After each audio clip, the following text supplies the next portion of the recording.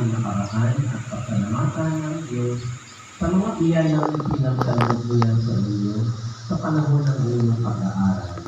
Ngayon, sa tulong ng kanyang mahal na grasya at sa harap ng inyong mga magulang, guro at mga kaibigan, mangako kayo ng buong katapatan na ang uri ng buhay na inyong tatahakin ay ang buhay na magiging kalugod-lugod sa Diyos.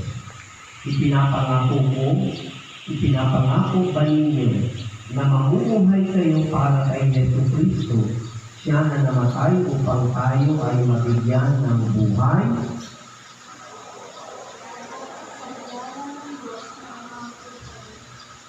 Ipinangako ba ninyo na pananatilihin ninyong naglilinas ang ating Kristiyano pananampalataya sa inyong puso, ipagtatanggol at itataguyod ang mga aral at utos ng Diyos at ng inang simbahan sa abot ng inyong makakaya?